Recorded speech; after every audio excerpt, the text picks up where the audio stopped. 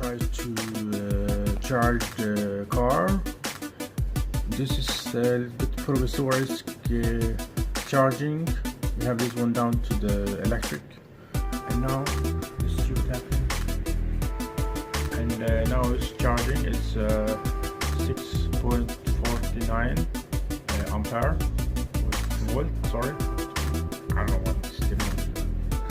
And now we try to put some glue to make it look good better, because it's open, not good as to open. And now we take the glue